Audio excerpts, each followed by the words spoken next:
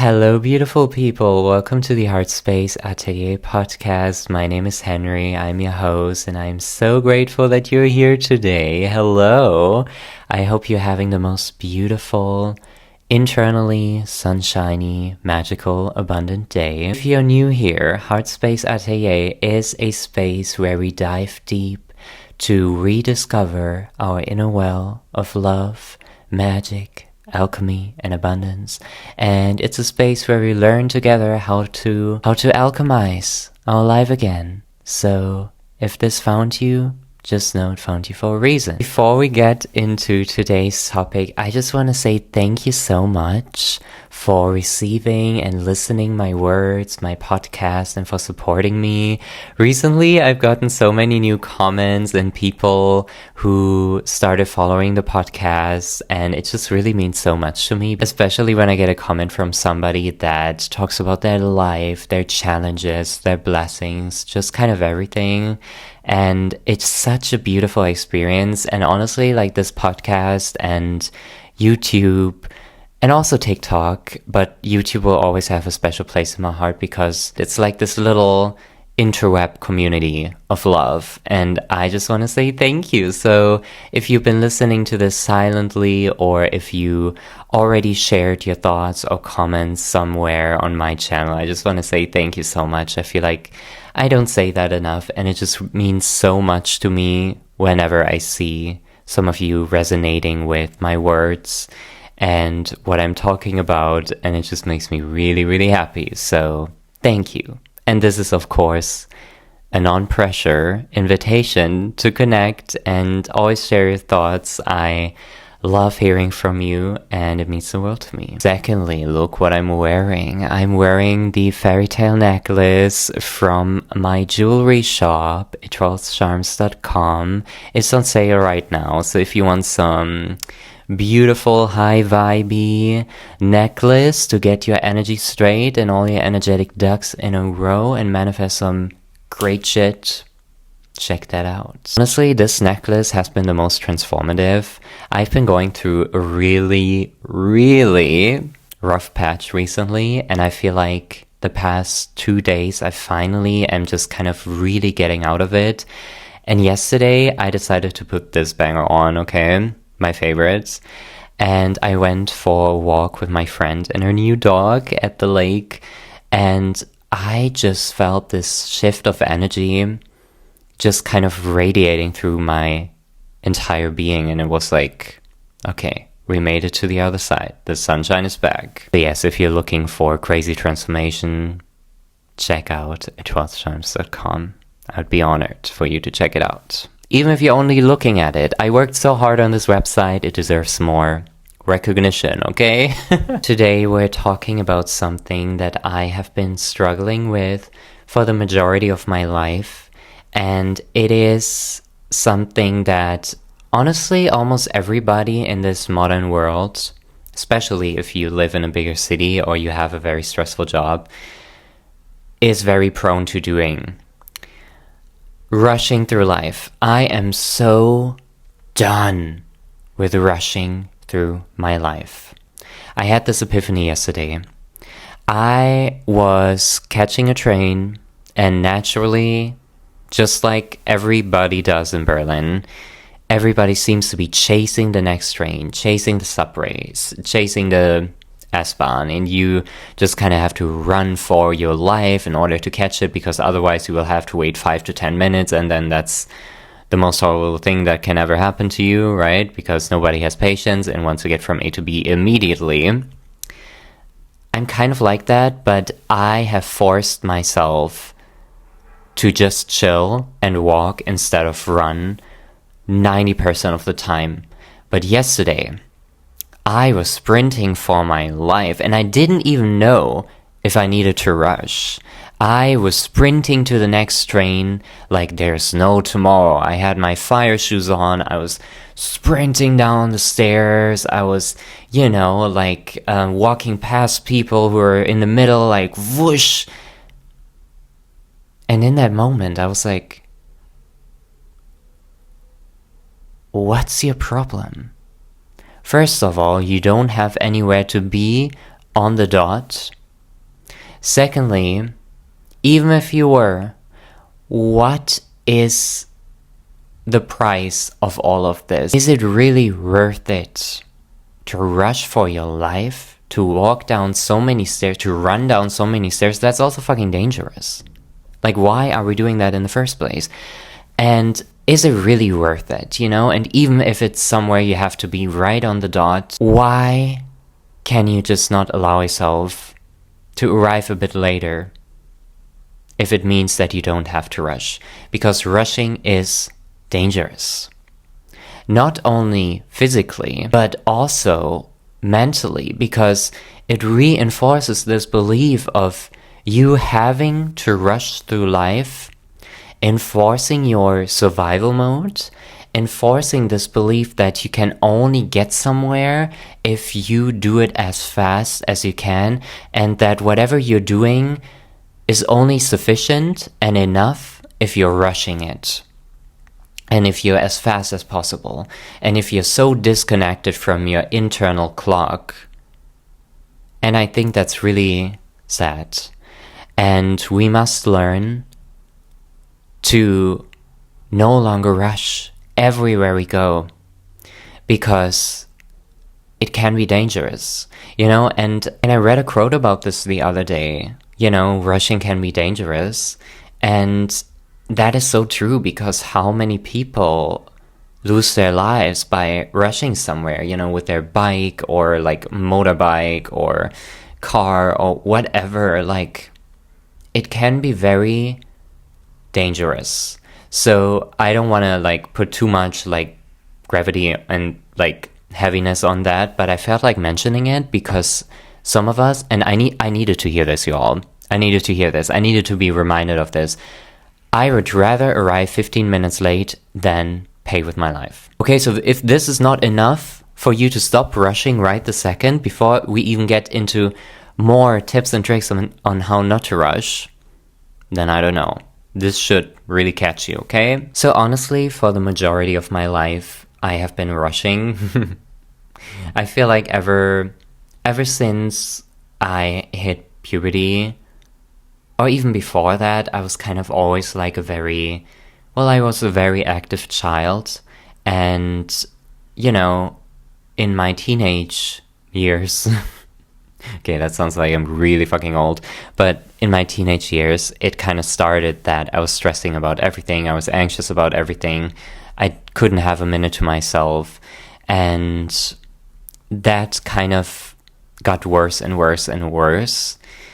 What helped me was move far away from my hometown, travel the world by myself, because it really evaluated and kind of reformed my nervous system, because I realized no matter where I am, rushing will not help me.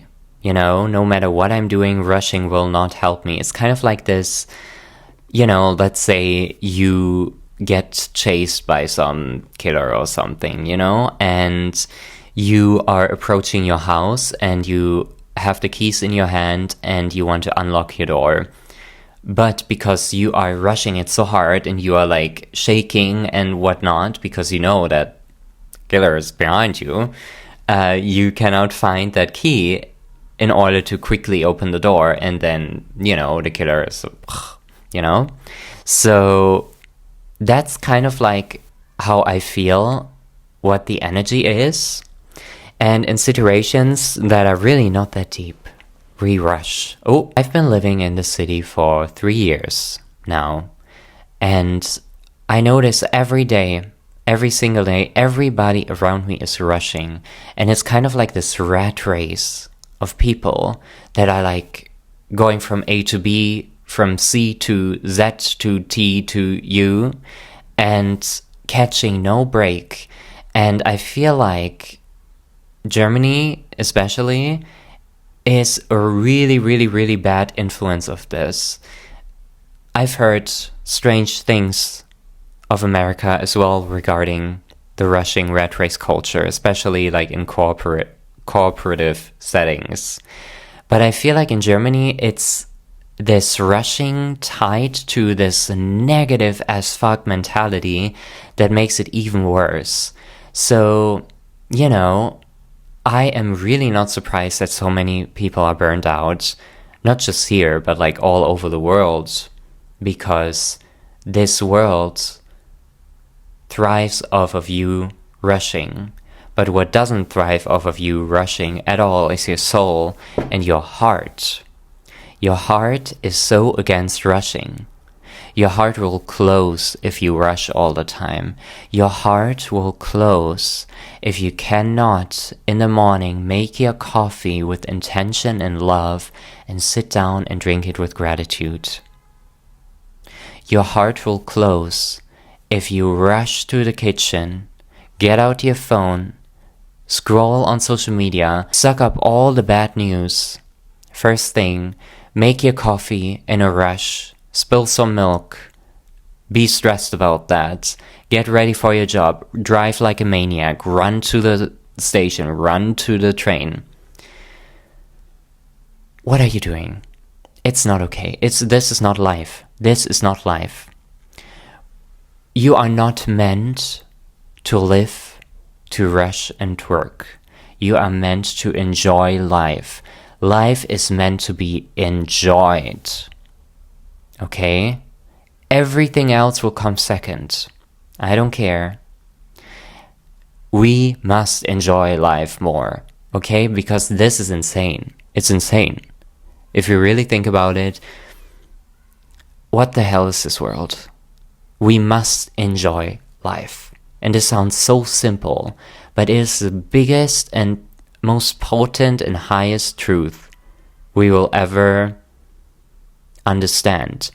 We must enjoy life. Right now, I have this beautiful spring candle lit.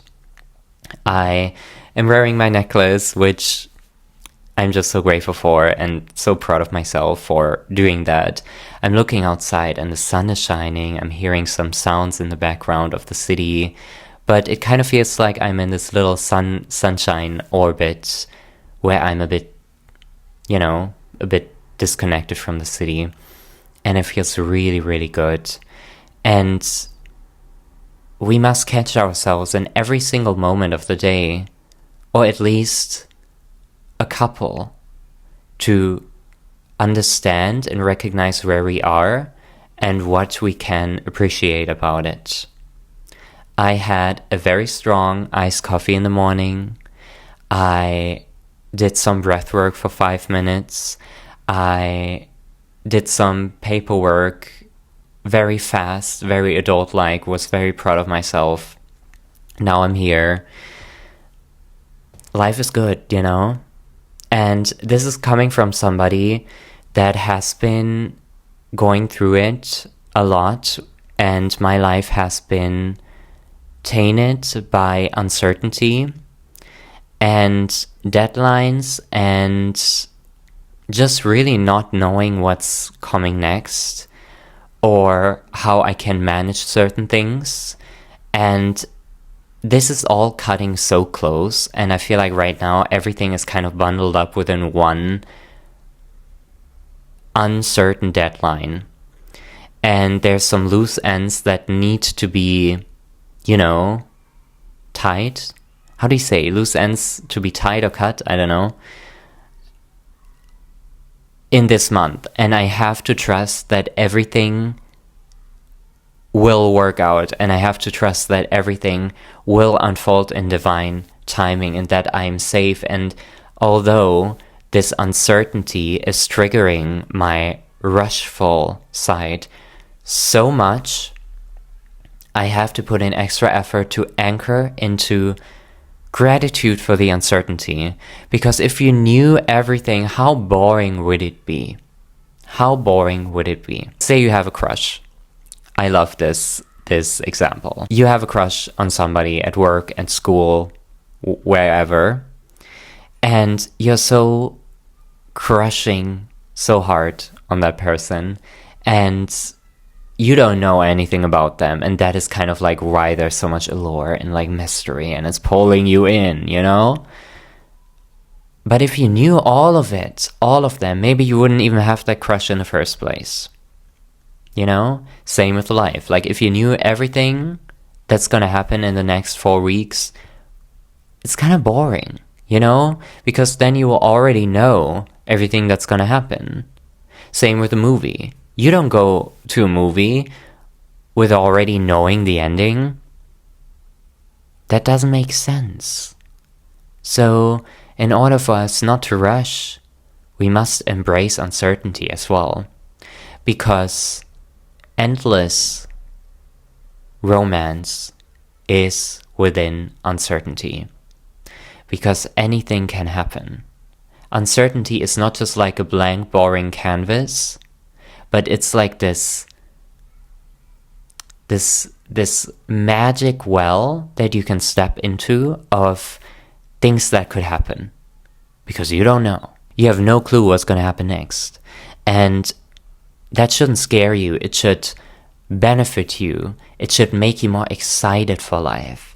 And I feel like I have mastered this to a certain extent, because sometimes it happens a lot before I go to sleep. Actually, I have this deepest feeling of being like, oh my gosh, I'm so excited to find out what happens next in my life, because the most amazing things could be happening right around the corner, and that is so cool. Or like if I'm going through something that is very unsure and I'm looking for a solution, I could also be like, oh my god, what if tomorrow I wake up and there's a solution? You know? Or, you know, if you're self-employed or you're an artist, you will get this, like, you lay in bed and you're like, oh my gosh, what if tomorrow I make more sales than I ever have? Or what if tomorrow I will receive lots of very, very beautiful comments from such lovely angels on the interweb, you know? Or like anything can happen. Or what if my video goes viral and I've been working so hard on it, and what if it gets recognition? Or what if tomorrow I go to the cafe and meet the love of my life? You never know what's gonna happen next. You never, never, never know. And one of the most important things I want to share with you is that blessings can catch you so much easier if you walk slow through life. How the fuck can the divine get to you if you keep running away from her? How the fuck can miracles flow into your life, sit down into your hands, if you keep rushing to the next train? You have to think of it like this. You are sitting in your own divine garden of life. You want miracles to come. The miracles are birds flying in the garden looking for food. Your patience is bird food in your hands. You're sitting down in your own beautiful divine inner garden, and you're in lotus pose, and you have your hands like this with the bird food inside it, and you close your eyes and you just stay still for however long it's needed for the miracle birds to come sit into your hands and take the food. This is how it works. We must slow down in order to receive miracles. We cannot expect miracles to catch us when all we do is rush through life, when all we do is distract ourselves. We have to be present with our most uncomfortable emotions sometimes in order for miracles to be able to fly and land in our hands. There was a certain period of time in my life where I felt really, really, really grounded and in the moment, and I would say it was the most grounded I've ever been, the most rooted down in my being I've ever been in my entire life. And that is when I went to this place called Findhorn in Scotland. Findhorn is kind of like this eco village, and they do courses and workshops and 1 week experience weeks to experience their village and their philosophies. And I participated in that 3 years ago. And No, 4 years ago. Oh my gosh, it's been so long. And it was the most transformative and rooted, peaceful time of my entire life. It was my first time traveling by myself. I was so excited, but also very nervous. And when I arrived at that village in the way up north of Scotland, highly recommend visiting, by the way. It's next to the sea, and I cannot explain how profound that place was. And I'm so excited to hopefully go back this year. I'm kind of manifesting that. I really, really, really hope to be able to get back. It's so beautiful. And so I was doing this experience week there.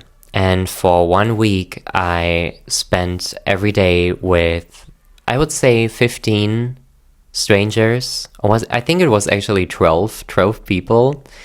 And we built such incredible, magical bonds during that time. And it was people from all over the world, all different ages. And we just found friendship through this sacred community.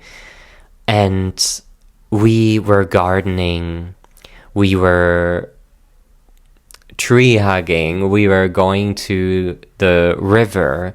We were actually, one of the friends that I made there, we went into the river after it was snowing, and it was such a cleansing and sacred experience. And even gardening, like honestly, I never really gardened before that time in my life, and it slowed me down so much to a point where I'm like, oh my gosh, I have to pick up gardening again. I just don't know how, because, you know, I live in a big city, I don't have a garden. However, my partner has a balcony, so maybe I should start transforming that. That's been a plan of mine, to actually make it into a little tiny city garden where I will also film my episodes from. So, you know, hold me accountable. In a few weeks, you should, you know, ask me, hey, Henry, have you started gardening? Have you started transforming the balcony? But I'm mentioning this because that time allowed me to calm down so much and to experience how it feels like to not be in survival mode for a longer period of time. Because I feel like the city triggers my survival mode. You know, especially if you're self-employed, the endless documents and bureaucracy and whatnot is kind of, it can easily get you out of the present moment, and it can easily get you into survival mode, especially if you're anxious about these things. So this is also something I'm learning, like knowing that anything taxes related or like document, email, letter related is not a threat to my survival. They all want to help me and support me. And it is something that is part of a sacred adulthood life. And I am very grateful to be getting older and to be experiencing this. And up until this point, I always manage to somehow manage these things, you know?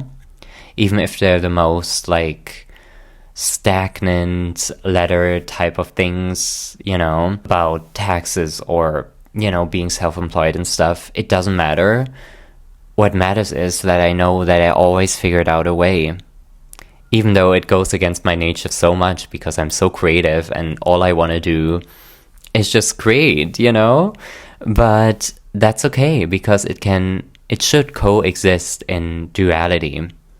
And that will make my sacred creative time even more magical. But that time in Findhorn really rewired my brain so much, and I'm longing for this sense of coming back home to myself every day, especially when I don't feel like I'm doing a good job at it, because I'm so distracted by everything going on around me in the city. And I also read a quote the other day that went something like, beauty is not just appreciated by the soul, but beauty is literally needed for our brain, for our mental space to thrive. If we are in an ugly environment, we are more prone to depression, pessimistic energies, and low vibrational energies, because our brain needs to see beauty in order to be inspired. And that is honestly one of the biggest things I've felt so much living in Berlin, because I mean, Berlin has beautiful parts.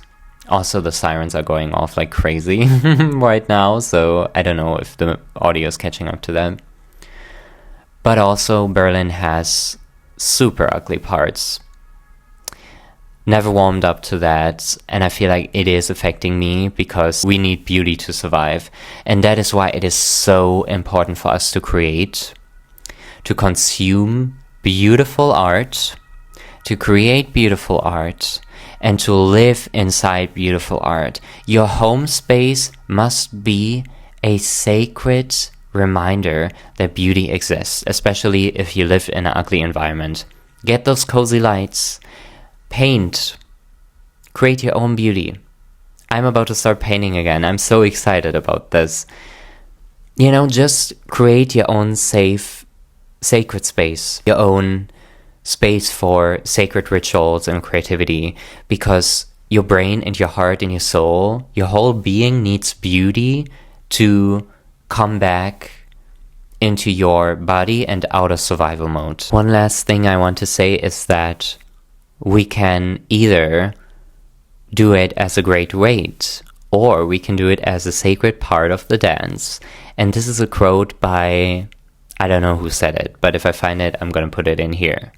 And I resonate with that quote so deeply, because, you know, especially in the past few weeks, working very hard to launch my business and to figure out like how to like literally ship items. I've never done that before. You know, I've only been self-employed in the sense of like giving energy readings, doing online energy sessions and stuff, and other things that didn't require me to send something and to prepare a product with packaging and care, and like all of that was very new to me, and it stressed me out a lot, I have to say, because I'm such a perfectionist, and I felt like the most minor thing that wasn't perfect in my eyes would kind of destroy the whole thing, which is so stupid, because I am my own worst critic and I'm working so hard on that. But in that time, I was also like, I can either do it like it's a great weight, or I can do it as part of the dance. So how did I make it part of my dance? I went out of my way to find the most beautiful and fun packaging, you know, to print my own stickers, to get some extra additional like star stickers from my brand, pink bubble wrap and shit like that, and for bigger orders, like more fancy packaging and stuff. And I had so much fun doing that, and I was like, oh my gosh, okay, I'm handling all of this, the needed parts, but I'm not accepting it to be boring. I'm gonna have fucking fun, you know? And this will also just put you back into this present moment state, and of being okay with not rushing through it because you're having fun.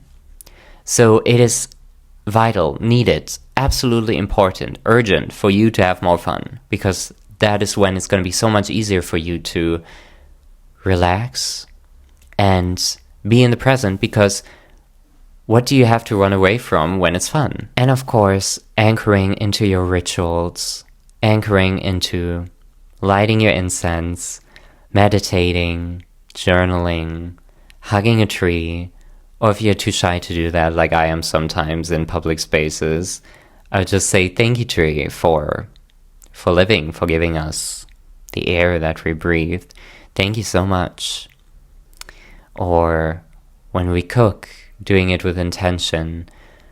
When we put an outfit on, doing it with intention. When we put our iconic necklaces on, doing it with intention. It shifts everything.